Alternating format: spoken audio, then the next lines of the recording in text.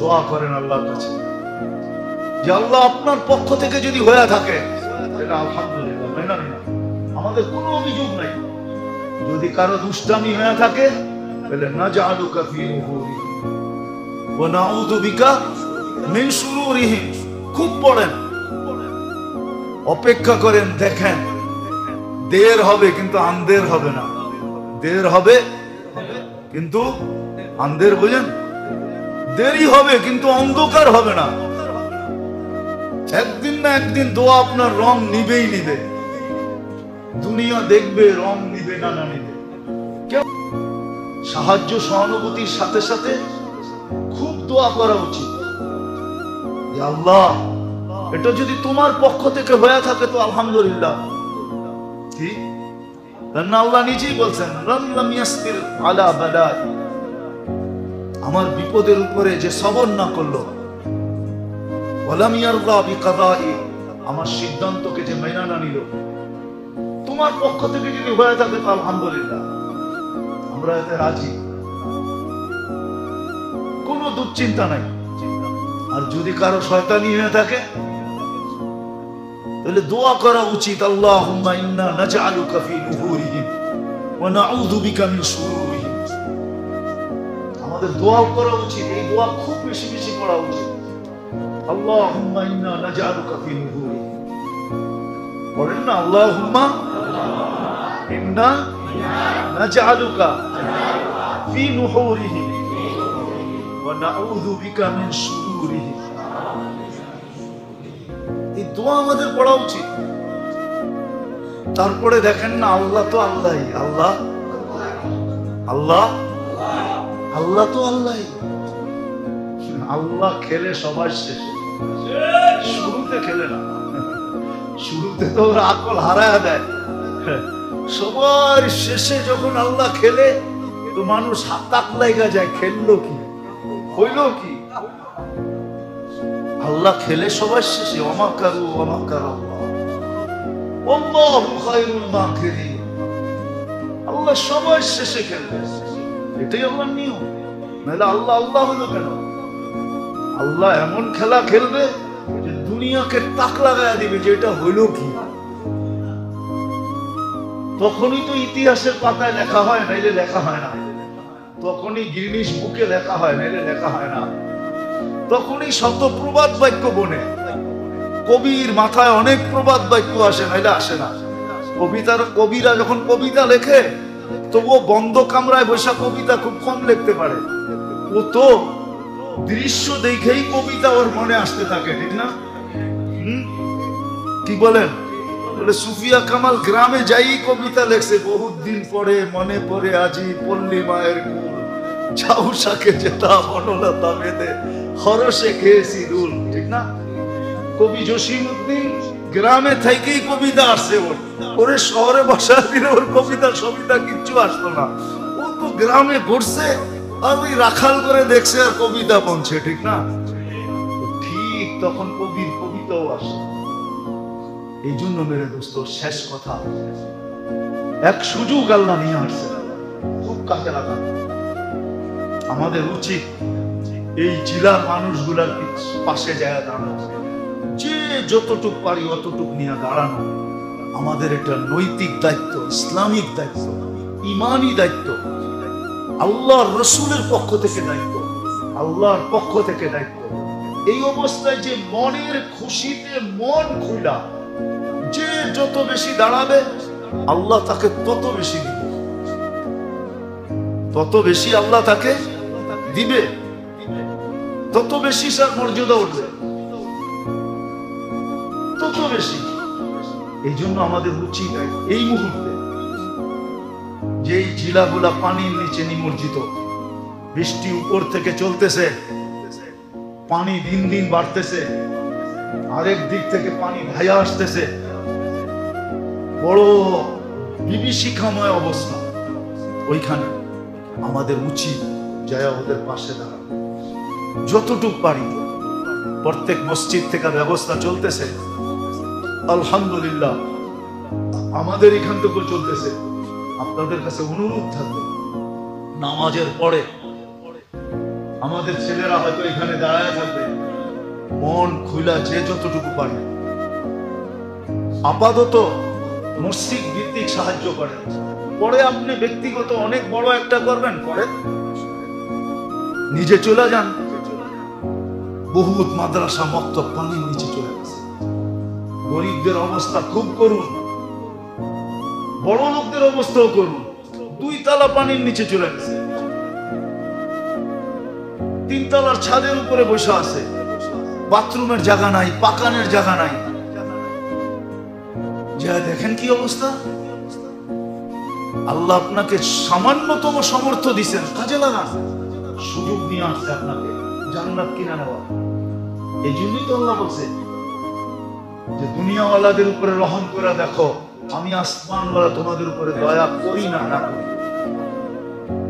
আমি আসমানওয়ালা তোমাদের উপরে দয়া করব। সমর্থকের কাছে গরিবকে, ধনীকে, শাসককে, শাসিতকে। কিন্তু অনেক সময় দেখা যায় আলী রাদিয়াল্লাহু তাআলা আনহুর কথাই সত্য হয়, মানুষ তার বিবেককে প্রাধান্যতা দেয়। একটা কথা মনে গাইথা রাখে, মুসলমান যদি ইসলামকে, দ্বীনকে আকল দিয়ে না বুঝতো, আকল, বিবেক, বুদ্ধি, বিদ্যা দিয়ে যদি না বুঝতো, তুলনা না করতো, কম্পেয়ার না করতো,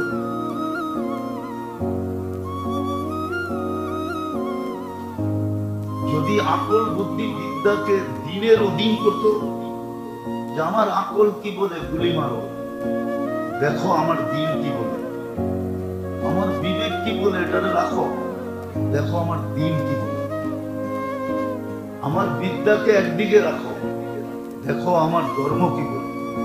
এটা যদি মুসলমান মানত, তাহলে আজকে মুসলমানের এই দুরবস্থা হতো, আমাদেরও এই দুরবস্থা হতো। আমরা দ্বীনের অধীন না। এই জন্য আলী রাদিয়াল্লাহু তাআলা আনহু বলেছেন, মান ইতামাদা আলা আকলি আল্লাহ,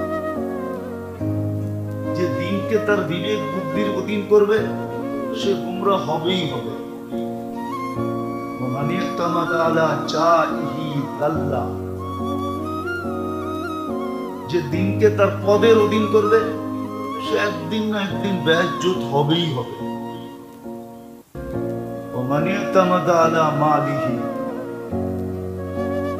আর যে দিনকে মালের অধীন করবে তার মাল একদিন তার হাতছাড়া হবেই হবে।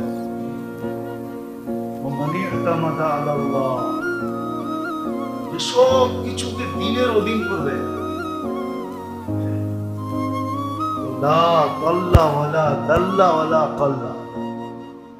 সে কোনদিন গুমরাহ হবে না, কোনদিন লজ্জিত হবে না, কোনদিন তার কমবে না, কমবে না। আল্লাহর থিওরি একটা, আমাদের থিওরি একটা। আল্লাহর থিওরি একটা। আল্লাহ থিওরি দিয়েছেন যে তুমি দিনের অধীন হয়ে যদি মাল খরচ করো তাহলে মাল আমরা কমতে দিব না। ইতিহাস বলে, ইতিহাস, কোরআনও এটাই বলে। যেমন আমরা ভাবি লাখ টাকার থেকে 2,500 যাকাত দিলে এখন আর লাখ রইল না, কত হইল? 98,500, ঠিক না? 97,500, লাখ আর নাই, ঠিক না? কোটির থেকে 2.5 লাখ দিলে এখন আর কোটি নাই, ঠিক না? 100 কোটির থেকে 2.5 কোটি দিলে এখন আর 100 কোটি নাই, ঠিক না? আমরা তো এটাই দেখি, ঠিক না? কি বলেন? এটা দেখি তো পিছে আসে 2,500, 2.5 লাখ, 2.5 কোটি। সে চোখে দেখে কমতেছে, আর আল্লাহর থিওরি হলো কমবে না। ওমান ইউকরিদিল্লাহ কারদান হাসানা ইউদাইফুহু। আল্লাহ বলে তুমি চোখে দেখতেছো কমতেছে, কিন্তু আমাদের থিওরি হলো, আমাদের রেজুলেশন হলো, আমাদের গঠনতন্ত্র হলো তোমারটা কমবে না। এই জন্য আব্দুর রহমান ইবনে আউফ রাদিয়াল্লাহু তাআলা আনহু অনেকবার মাল কমানোর জন্য সব সদকা করে দিয়েছেন। এই ব্যবসার ঝামেলা আর ভাল লাগে না, আর এই মালের ঝামেলা আর ভাল লাগে না। উনি সব সত্য করে দিয়েছেন। আল্লাহ রসুল বলছে, আবদুর রহমান কমানের লেগে দিছো তো কমবো না, আগামী বছর আরো দ্বিগুণ হবো। আর হইছেও ওনার দ্বিগুণ। উনি যখন চলে যান দুনিয়ার থেকে, তো 47 লক্ষ কোটি টাকা ওনার ক্যাশ ছিল। ক্যাশ টাকা ছিল, কমে নাই, কমবে না। তো যেটা বুঝাইতেছিলাম, আজকে তো আমরা দিনকে নিজের বিবেক বুদ্ধি বিদ্যার অধীন করে চালাইতেছি। আবার বলেও আল্লাহ একটা আকল দিছে না। আরে আল্লাহ আকল দিয়া তো বইলেও দিছে যে এটা কোন জায়গায় লাগাইবা, না বইলা দেয় নাই, বলছে সব জায়গায় লাগাও, কিন্তু দিনের অধীন রেখা লাগাও। দিনের অধীন, দিনকে তোমার আকলের অধীন করো না। তো যেটা বুঝাইতেছিলাম, ভালোবাসার কারণে আল্লাহ আমাদেরকে সুযোগ আমাদের কাছে আনল। আরেকটা কারণ হলো আল্লাহ আমাদেরকে কাছে করার জন্য সুযোগগুলোকে আমাদের কাছে নিয়ে আসে। বদনী শারীরিক ইবাদতের যত সুযোগ আছে ওটাও নিয়ে আসেন। শারীরিক ইবাদত মানুষ কিছু শরীর দিয়া করে, এই সুযোগগুলো নিয়ে আসেন। আবার কিছু ইবাদত আছে মালি, ওটা মাল দিয়া করতে হয়, ওটাও আল্লাহ আমাদের কাছে নিয়ে আসেন। আর তৃতীয় আরেকটা আছে, সেটা হলো সময়গুলাকে মূল্যায়ন করার মাধ্যমে। আর সময়টাও আল্লাহ আমাদের কাছে ঘড়ির কাঁটা ঘুরায় নিয়ে আসেন। সূর্যের ডুবার উঠা নিয়ে আমাদের কাছে নিয়ে আসেন সময়ের সুযোগগুলা, সময়ের সুযোগগুলা। এই জন্য কবি লিখতে বাধ্য হয়েছেন, আমার সব সবে কদর আগার কদর দান। প্রত্যেক রাত্রকে তুমি সবের কদর বানাইতে পারো যদি তুমি এটার মূল্য বোঝো। মূল্যবোধ যদি তোমার কাছে থাকে, মূল্যায়ন যদি তোমার কাছে থাকে, তুমি যদি মূল্য দিতে জানো, তো প্রত্যেকটা রাত্রেই সবে কদর, লাইলাতুল কদরের মর্যাদা রাখে। তো তিনটাই আল্লাহ আমাদের কাছে নিয়ে আসেন। একটা তো হলো ভালোবাসা, আর একটা হলো আল্লাহর কাছে করার জন্য। আরেকটা কারণ আছে, তৃতীয় কারণ, কেউ যেন কোনোদিন আল্লাহকে বলতে না পারে যে আপনি তো আমাকে সুযোগ দিলেন, আপনি তো আমাকে সুযোগ দিলেন না, আপনি তো আমাকে সুযোগ দিলেন না। সুযোগ যদি দিতেন, এই কথা যেন কেউ আল্লাহকে বলতে না পারে যে আপনি আমাকে সুযোগ দিলেন। এই জন্য আল্লাহ তিন ধরনেরই সুযোগ আমাদের সামনে নিয়ে আসে। আবার এক একটার এক একটা মর্যাদা বানায় দিয়েছেন। শারীরিক ইবাদতের মর্যাদা একরকম, আর্থিক ইবাদতের মর্যাদা একরকম, সময়ের মূল্যায়নের মর্যাদা আরেক রকম। আর তিনটাই পাঠ পাঠ করে খুলা খুলা বলছেন। দেখেন, ইসলামে কিন্তু মাসের মর্যাদাও আছে না? নাই? ইসলামে কিন্তু দিনের মর্যাদাও আছে না? নাই? ইসলামে কিন্তু মুহূর্তের মর্যাদাও আছে। এক এক মুহূর্তের এক এক মর্যাদা। গরিব যদি হজ না কইর, ইচ্ছা করে ডেলি আমি হজের সওয়াব কামাবো, তার জন্য সুযোগ রাখা আছে। ফজর পড়া আধা ঘন্টা বসে থাকুক না। আমাদের ফজরের নামাজ তো হয় আধা ঘন্টা হাতে সময় নিয়ে। 5:05 এখন ফজর নামাজ, 5:36 সূর্য ওঠে। 2 রাকাত পড়তে পড়তে 10-15 মিনিট চলে যায়। আর আধা ঘন্টা যদি বসে থাকলো আর 2 রাকাত নামাজ পড়লো, তো পড়েই গরিব আলহাজ লিখতে পারে। বললাম আর কি, কেননা 2 রাকাত এশরাকে পড়তে দেরি, হজের সওয়াব। তো সেও তো কইতে পারে ডেলি যে আমি ডেলি আলহাজ হই। আলহাজ বোঝেন না মনে হয়? মাঝে মাঝে দেখি অনেকজন আমগরে ফোন করে, নামের পরিচয় দেয়, আলহাজ অমুক আমি, কি এটা একটা ট্রেডিশন হয়ে গেছে আলহাজ। গরিব যদি পাশে থাকে ও মুস্কি হাসি দিয়ে বলতে পারে, একবার হজ করি আপনি আলহাজ বলেন, আমি তো ডেলি ফজরের পরে একবার করে হজ আমল নামায় লেখাই, তাহলে আমার কত বড় আলহাজ লেখা দরকার, ঠিক না? ও তো লেখা দরকার একবারে আল লেখা একটা লম্বা টান দিব, পৃষ্ঠার খাতার শেষে যাইয়া লিখবো হজ, ঠিক না? সুযোগ দিছে না,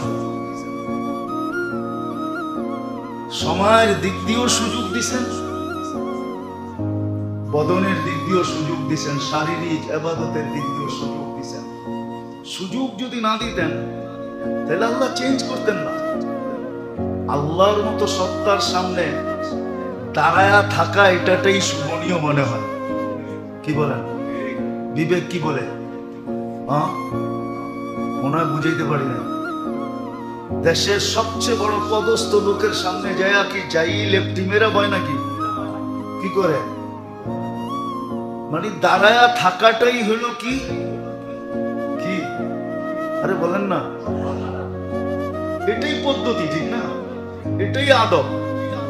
আল্লাহর সামনে দাঁড়ায়া থাকাটাই হলো আসলে কি, এটাই সর্বযুক্তিতে এটাই বলে দাঁড়ায়া থাকো।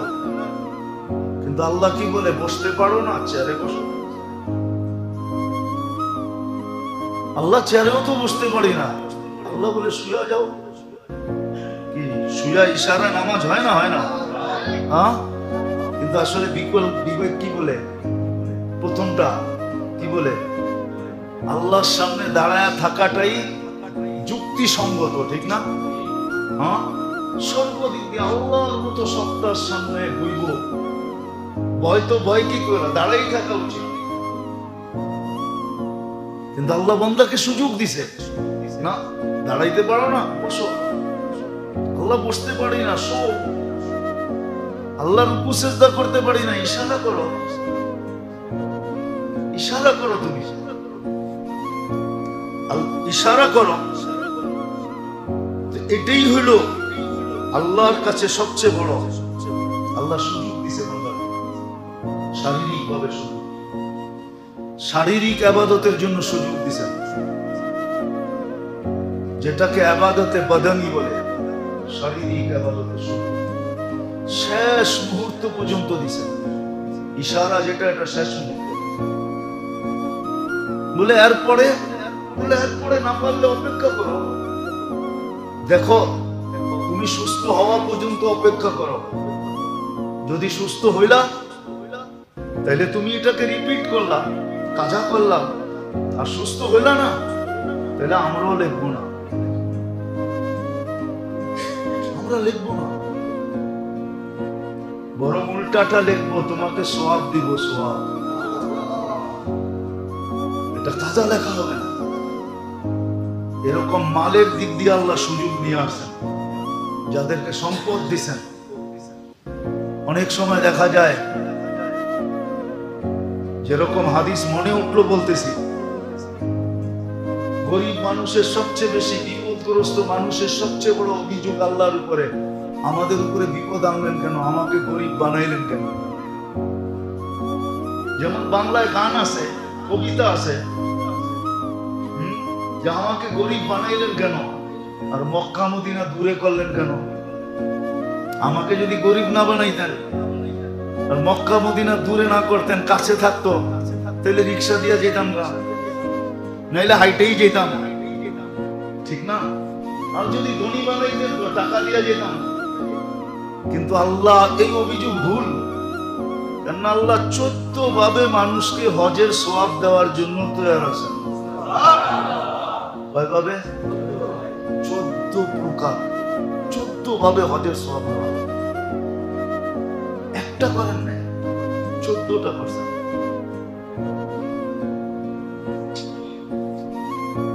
পুরুষের জন্য, নারীর জন্য, যুবকের জন্য, বৃদ্ধের জন্য, দরিদ্রের জন্য, গরিবের জন্য। বলে ওই 14টা যদি ধনীও করে, হ্যাঁ ধনীও পাবে। যালিকা ফাদলুল্লাহ ইউতি মান ইয়াশা। যেরকম সাহাবায়ে কেরাম এসে বলছে, ইয়া রাসূলুল্লাহ, সাবাকা বিনা আহলুদ দাসুর, মালালারও তো আমরা আগে চলে গেল। আল্লাহ রাসূল জিজ্ঞেস করছে কিভাবে? কেন? ওরা 2 হাতে খরচ করে, আমরা তো খরচ করতে পারি না, আমরা তো পিছিয়ে রয়ে গেলাম। আল্লাহ রাসূল চুপে চুপে এদেরকে দোয়া শেখায় দিয়েছে, সুবহানাল্লাহ আলহামদুলিল্লাহ ওয়া লা ইলাহা ইল্লাল্লাহ আল্লাহু আকবার, দোয়া শেখায় দিয়েছে। এটা পড়ো। তো কথা কি আর চাপা থাকে নাকি? দেওয়ালের তো কান থাকে। এটা ধনীরাও জানছে, যাই না ওরাও পড়া শুরু করছে। তো বলছে ইয়া রাসূলুল্লাহ, এটা তো ধনীরাও পড়ে, এখন দিলেন তো আমা করে পড়তেছে ওরা। আল্লাহ রাসূল বলছে যালিকা ফাদলুল্লাহ ইউতি মান ইয়াশা। তারপরে আবার চুপে চুপে কানে বলছে, শোনো, তোমরা যে গরিব, তোমাদের যে খরচ করার আকাঙ্ক্ষা, ডেলি যে তোমাদের ভিতরে আকাঙ্ক্ষা জাগে, তো আল্লাহ এই আকাঙ্ক্ষার বিনিময়ে ধনীদের দান করার সমপরিমাণ সওয়াব তোমাদেরকে দিবে। তো সবাই মিছিল করতে করতে বাইরে গেছে। যা তাহলে দেখা যায় আমাগো রাস্তা খুলে গেছে। আমরা যে ডেলি আকাঙ্ক্ষা করি যে আমরা দিতে পারতেছি না, ওটার সওয়াবও দেখা যায় আল্লাহ আমাদেরকে দিবে। যেটা বুঝাইতেছিলাম, সুযোগ কিন্তু আল্লাহ আমাদের সামনে নিয়ে আসতেছে, সুযোগ আসতেছে আমাদের সামনে। বদনী ইবাদতেরও সুযোগ আল্লাহ নিয়ে আসতেছেন 3 কারণে। এক তো আল্লাহ ভালোবাসেন, দ্বিতীয় আল্লাহ কাছে করতে চান, তৃতীয় কেউ যেন আল্লাহকে প্রশ্ন না করতে পারে যে আপনি আমাকে সুযোগ দেন। সুযোগ দিলে তো কোরা দেখায় নিতাম।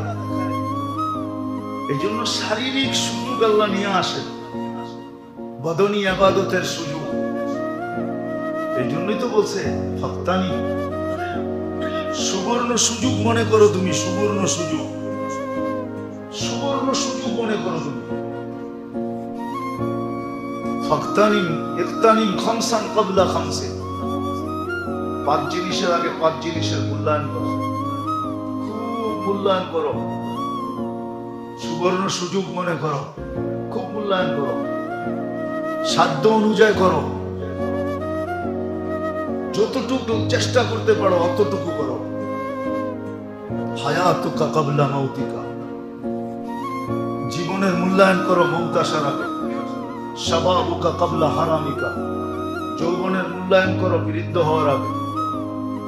যত খাটানো যায় যৌবন অবস্থায়, শরীরকে ইবাদতের ভিতরে যত খাটানো যায় খাটাও, ইবাদতের ভিতরে যত খাটানো যায় খুব খাটাও। বয়স পাইলে তুমি একদিন বৃদ্ধ অটোমেটিক হবে, যৌবন একদিন হারায় যাবে।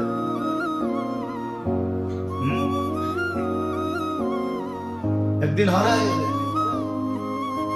ফারাগুকা ক্বাবলা শুগলিকা, যতটুক সময় তুমি ফারেক পাও, কর্মব্যস্ততাহীন যতটুক সময় পাও, এটাকে খুব কাজে লাগাও, খুব ইবাদতে লাগাও, বন্দেগীতে লাগাও, খুব লাগাও। গিনাউকা ক্বাবলা ফাকরিকা,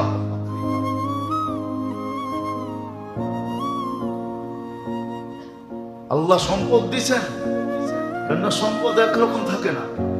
সত্য এটাই, কবির কথাই সত্য, মনীষীদের কথাই সত্য। নবীর এপার ভাঙ্গে ওপার করে এই তো নদীর খেলা। সকাল বেলার ধনীরে তুই ফকির সন্ধ্যা বেলা, এটাই সত্য। এই জন্যই আদম আলাইহিস সালাম ওনার প্রথম ছেলেকে, শীশ আলাইহিস সালামকে, ওনার প্রথম ছেলে যে নবী হন, ওনাকে নসিহত করছিলেন কয়েকটা, তার ভিতরে একটা বলতেছি, সবগুলো না। তো উনি বলছিলেন ছেলেকে, ছেলে যেই অবস্থায় যেখানেই থাকো, এটাকে চিরস্থায়ী মনে করো না, অবস্থাটাকেও চিরস্থায়ী মনে করো না, অবস্থাটাকেও আর জায়গাটাকেও চিরস্থায়ী মনে করো না। এই দুটা ভুল কিন্তু আমার কাছ থেকে হয়ে গেছে। আমি জান্নাতকে চিরস্থায়ী মনে করছিলাম, যে যে মনে হয় এখান থেকে আর কোনোদিন বাহির হইতে হবে না, এইখানেই আমি চিরদিন থাকবো। এই ভুল কিন্তু আমার থেকে হয়েছে। আমি জান্নাতকে চিরস্থায়ী মনে করছি, জান্নাতের অবস্থানটাকেও চিরস্থায়ী মনে করছি, কিন্তু আমি চিরদিন থাকতে পারি না। বিধায় তোমাকে নসিহত করতেছি, চিরস্থায়ী মনে করবে। সত্য এটাই। এই জন্যই সুযোগ আল্লাহ নিয়ে আসেন, এই জন্যই বলছেন কেনাউকা ক্বাবলা ফাকরিকা। এখন মাল আছে, কালকে নাও থাকতে পারে। এখন মাল আছে, কালকে নাও থাকতে পারে। আল্লাহ কিন্তু মানুষকে বুঝেইছেন, কিন্তু মানুষ বোঝে নাই। বললাম না, না বুঝার কারণ কি জানেন? একটু আগে বললাম না, সবাই ধর্মকে, দুনিয়াটাকে, সিস্টেমটাকে, বিবেক, বুদ্ধি, বিদ্যা এটার অধীন করে বসতে চাইছে। আর বিবেক তো এরকমই, বুদ্ধি তো এরকমই, দুনিয়াবি বিদ্যা তো এরকমই, যে মানুষকে ও শুধু নিয়ে খেলবে। কি করবে?